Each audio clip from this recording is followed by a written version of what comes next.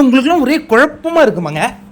எனக்கு ரொம்ப குழப்பமாக இருக்குது ஒரு விஷயம். என்னன்னா எனக்கு குழப்பம் இல்லை, எனக்கு புரியும். ஒரு விஷயம் உங்களுக்கும் புரியும்னு நினைக்கிறேன். ஒரு கேங்கை பற்றி பயங்கரமாக வருத்தார் சேதனை, நேற்றையும் சரி இன்றைக்கும் சரி. கரெக்டாக? என்ன கேங்கு? கோவா கேங்கு. கோவா கேங்கினுடைய மெம்பர்ஸு 4 பேர் நாமினேஷனில் இருந்தாங்க. 4 பேருமே சேவு. கரெக்டா? ரயான், ரஞ்சித் கூட சேவுங்க. அதுக்கு அடுத்தது வந்து ஹோஸ்ட் வந்து பாராட்டினார். ஆனந்தி சூப்பராக பேசுகிறாங்க, நான் என்னை சுத்த விடாத ஒரே ஆள் அப்படின்னாங்க. ஆனந்தி எவிக்டட். நேற்று நடந்த நிகழ்வில் கரெக்டான பாயிண்ட் எடுத்து வச்சது சாச்சனா எவிக்டட். ரயான் இல்லை, ராணவ்கிட்ட வந்து ஒரு விஷயம் கேட்குறாரு. இந்த இவங்க சௌந்தர்யா உங்களை ஒரு மாதிரி சொன்னாங்களே, அது என்னன்னா அவருக்கு அது ஞாபகமே இல்லை. இவர் ஷடாப் அப்படின்னு சொன்னாங்கன்னா ஆமாம் சாருங்கிறாரு. ஓகே, உங்கள் பதிலாக நான் சொல்லிட்டேன், நீங்கள் உட்காருங்க. அவர் சேவ்டு. இதுலேருந்து உங்களுக்கு என்னங்க புரியுது? இந்த எபிசோட், சாட்டர்டே எபிசோடில், சண்டே எபிசோடில் அதிகமாக வறுக்கப்பட்டது யாருன்னு பார்த்தீங்கன்னா தர்ஷிகா. அவங்க சேவ்டு. அப்போ இந்த பிக் பாஸ் கேமுங்கிறது என்னங்க, அதுக்காக தான் எக்ஸாம்பிள் உங்களுக்கு சொல்ல வரேன். அதாவது நிறைய பேர் வந்து ரொம்ப எமோஷனல் ஆகிடுறாங்க. ஹோஸ்ட் வந்து இவங்களை ரோஸ்ட் பண்ணுறாங்க, எங்களுக்கு மனசு ரொம்ப கஷ்டமாக இருக்குது. அது அப்படின்னா நீங்கள் அந்த போட்டியாளர் உங்களுக்கு பிடிக்கலன்னு அர்த்தம். ஹோஸ்ட் ரோஸ்ட் பண்ணுறாரு, எங்களுக்கு மனசு வலிக்குது, அப்படி மனசு வலிக்குதுங்கிறதுக்கு உங்களுக்கு பிடிக்கலன்னு அர்த்தம். மனசை வலிக்கிறதுக்கு அதில் ஒன்றுமே இல்லை. அதாவது அவங்க ஏதோ ஒன்று பண்ணியிருக்காங்க. அதில் 2 விதமாக நம்ம பார்ப்போம். ஒன்று அவங்க பண்ண விஷயம் சரியா, இல்லை அவங்க பண்ண விஷயம் தவறா. இப்போ பார்ப்போமா? இப்போ வந்து மஞ்சரி வந்து அவங்களுக்கு என்ன வேணும், அவங்களுக்கு வந்து அவங்களுக்கு பால் சாப்பிட மாட்டாங்க போல இருக்குது. ஆனால் கால்சியம் குறைபாடு இருக்கிறதுனால அவங்களுக்கு தயிராக அதை சாப்பிட்டுக்கலாம், இல்லை சத்து மாவு இருந்ததுன்னா அது சாப்பிட்லாம், இல்லை தயிராக சாப்பிட்டுக்கலாம். அப்படிங்கும்போது ஒரு கோரிக்கை வைக்கிறாங்க, எனக்கு கொஞ்சம் தயிராக கொடுத்துருக்க முடியுமா அப்படின்னு. இது ஆக்சுவலாக அவங்க கேப்டன்கிட்டே கேட்டிருக்கலாம். அவங்க வந்து இன்சார்ஜ் கிட்ட கேட்குறாங்க. இன்சார்ஜ் கலந்து ஆலோசித்து அந்த முடிவை வந்து வேணான்னுறாங்க.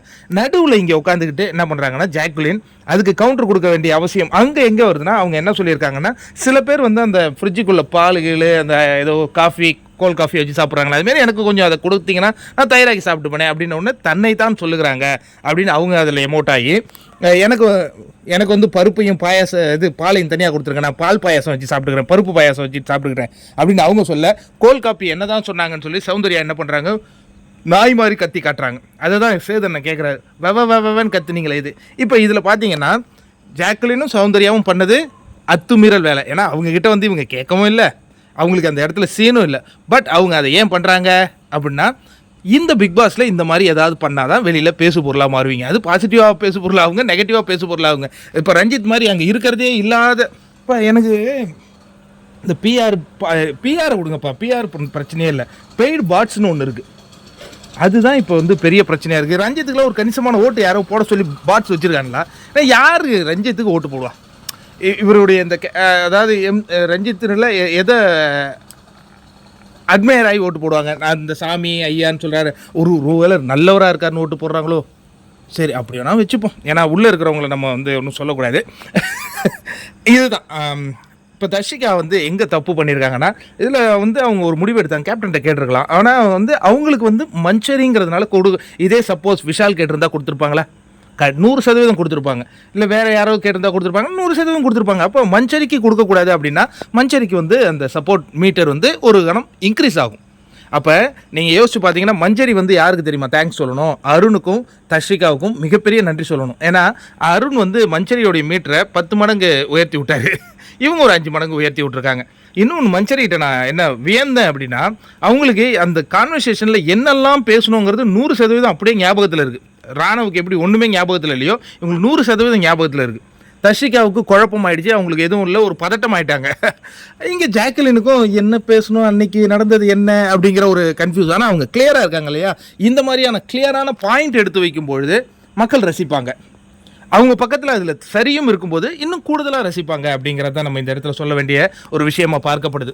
அதற்கு அடுத்த ஒரு இன்வெஸ்டிகேஷன் என்ன அப்படின்னு பார்த்தீங்கன்னா, இந்த அகைன் இருட்டுக்கடை பிரியாணியை எடுக்கிறாரு. இந்த முறை கொஞ்சம் சீரியஸாக எடுத்தார். காரணம் என்னென்னா, நீங்கள் ஒரு கப்பு பாலுக்கே அவ்வளவு கணக்கு பார்க்குறீங்க, நைட்டு உட்காந்துன்னு யாருக்கும் தெரியாத சாப்பிட்றீங்களா? அது எந்த விதத்தில் நியாயம்? இது வந்து சரியான கேள்வி. இன்னொன்று, நீங்கள் 12 மணிக்கு சாப்பிடுங்க, 2 மணிக்கு சாப்பிடுங்க, 4 மணிக்கு சாப்பிடுங்க, அதெல்லாம் நான் வேணான்னு சொல்ல, எல்லாருக்கும் தெரிஞ்சு சாப்பிடுங்களேன், தப்பு கிடையாது. கரெக்டாக இருந்தது இல்லையா?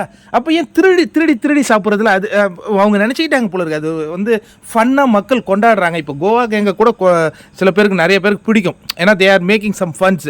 அவங்க சில இடங்கள் பண்ணது தான் இரிட்டேட்டாக இருக்க தவிர்த்து ரொம்ப இடங்களில் முகம் சொழிக்கிற மாதிரிலாம் இருக்காது. ஆனால் இந்த இருட்டுக்கடை பிரியாணியை மக்கள் ரசிக்கிறாங்கன்னு அவங்க நினச்சிக்கிட்டு இதில் புதுசாக தீபக்கு ராணவெல்லாம் கொண்டு வந்து மெம்பராக போட்டு என்ன சாப்பிட்ருக்காங்க, பால் சாதமாக என்ன சாப்பிட்ருக்காங்க. அதுதான் ஏன் திருட்டுத்தனமாக ஏன் சாப்பிட்றீங்க? திருடுதல் வந்து யாருக்கும் பிடிக்கலப்பா அது இன்னொன்று. ஏன்னா நீங்கள் அந்த ஒரு கரண்டி பாலுக்கு ஒரு கரண்டி ஸ்பூனுக்கு சர்க்கரைக்கு அவ்வளோ கணக்கு பார்க்குற நீங்கள் அதை பண்ண வேணாம் அப்படிங்கிறது தான் எல்லாருடைய கருத்தாக இருந்தது. அது அதே மாதிரி தான் ரிஃப்ளெக்ட் இந்த முறை கொஞ்சம் சீரியஸாக அட்ரஸ் பண்ணார். அதுக்கப்புறம் அவங்க திருந்துறாங்களா இல்லை அதுதான் ஃபன்னுன்னு அவங்க எடுத்துகிட்டு போகிறாங்களா அப்படிங்கிறத நம்ம பொறுத்திருந்து பார்ப்போம். இன்னொரு முக்கியமான விஷயம், 2 எவிக்ஷன் இன்றைக்கி நடந்தது. முதல் எவிக்ஷன் ஆனந்தியோடைய கேம் நான் தான் முன்னாடியே சொன்னது போல் அவங்களுடைய கேம் வந்து திட்டத்தட்ட முடிவுக்கு வந்துடுச்சு. அவங்க வந்து ஃபிசிக்கல் டாஸ்க்கே ஆட முடியாது.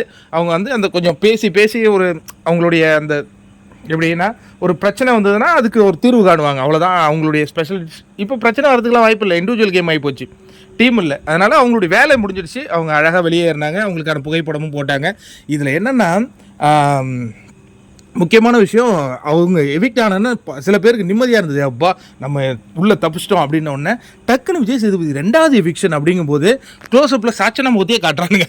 சாச்சனாவுக்கு பயம் ஏற்பட்டுடுச்சு. ஒருவேளை நாமளாக இருப்போமோ, ஏன் அந்த பயம் ரஞ்சித்துக்கோ சத்யாவுக்கு ஏற்பட்ட மாதிரி காட்டல? ஏன்னா சத்யாவுக்கு எதுவுமே கவலையே இல்லை. ஏன்னா யார் எவிக்ட் ஆவாங்கன்னா தானே எவிக்ட் ஆகுன்னு அவரே சொல்லிக்கிறார். அந்த மாதிரியான ஒரு அற்புத மனிதரை உங்களால் பார்க்க முடியுமா? அடுத்த வாரம் நாமினேஷனில் சத்யா வருவாருன்னு நினைக்கிறேன். வந்தால் அவரை பார்த்து செஞ்சுங்க. அவருக்கும் ஏதோ ஒரு பாட்ஸ் இருக்கிற மாதிரி எனக்கு என்னமோ சந்தேகமாக இருக்குங்க. ஏன்னா இப்போ நம்ம வந்து சத்யாவெல்லாம் நீங்கள் எந்த சீன்லையுமே பார்க்கவே முடியலங்க. ஆனால் அவர் நாமினேஷனுக்கு வராரு, ஓட்டு போட்டு காப்பாற்றுறாங்கன்னா இது எந்த கேட்டகரினே எனக்கு புரியல. அவரே சொல்கிறார் நான் வெளியில் ஏறிடுவேன்னு, ஆனால் அவருக்கு வந்து வாக்குகள் விழுது. இப்போ சாச்சனாவுன்னு ஒரு எவிக்ஷன் நடக்குது. சாச்சனான்னு பெயர் காட்டின உடனே சாச்சனாவுக்காக இந்த வீடு ஆனந்திக்காக பயங்கரமாக எல்லாரும் அழுதா போல் எனக்கு தெரிஞ்சது. சாச்சனாவுக்கு அந்த அளவு அழுதா மாதிரி தெரியல. பட் முத்து ரொம்ப கலங்கினார். இப்போ நான் ஒரு லாஸ்ட் வீடியோ ஒன்று போட்டிருந்தேன். அந்த வாக்குகள் அடிப்படையில் சில பேர் வந்து அந்த கமெண்ட்டில் என்னை கூட திட்டிருந்தீங்க, நீங்கள் வந்து உங்களுக்கு முத்து பிடிக்காது போல இருக்கு அந்த மாதிரிலாம். எனக்கு அப்படிலாம் கிடையாதுங்க. என்ன நடக்குதுங்கிறத அது சொல்லணும். அது இப்போ சாச்சனாவின் வாய்ஸ்லேருந்து சொல்கிறேன். அந்த பொண்ணு அந்த வீட்டுக்குள்ளே இருக்கும்போது கடந்த 3 வாரமாக ஒன்று தெரியல முத்து அப்படின்னு சொல்லுது. சொல்ல வேண்டிய அவசியம் என்ன? கடந்த 3 வாரமாக நீ தெரில அப்படின்னா அந்த இண்டிவிஜுவல் கேம் ஆரம்பித்ததுலேருந்து முத்துவினுடைய அந்த ப்ரெசன்ஸ் ரொம்ப கம்மியாக இருக்குங்க. நீங்கள் 3 வாரமாக எடுத்து பாருங்கள். அதில் ப்ரோமோவில் அவர் கிடையாது, எபிசோட்ஸில் கிடையாது. 24/7 இருப்பாரான்னா 24/7 எல்லாருமே தாங்க இருப்பாங்க. அங்கே உங்களுடைய இம்பேக்ட் நான் தான் சொல்கிறேன் மீண்டும் நீங்கள் வந்து இப்போ சில இடங்களில் பிக் பாஸ் ரூல்ஸ்னு ஒன்று இருக்கு இல்லையா? ரூல்ஸை ஃபாலோ பண்ணி ஆடுறவனும் ஜெயிக்க மாட்டாங்க. ஆனால் அந்த ரூல்ஸை நீங்கள் பிரேக் பண்ணுறதுலேயும் ஒரு சுவாரஸ்யம் இருக்குது. இப்போ ஒரு முறை சௌந்தர்யா போய் உட்காந்துருந்தாங்களே, அதுலேயும் மக்களுக்கு அதுதாங்க பிடிக்கும்.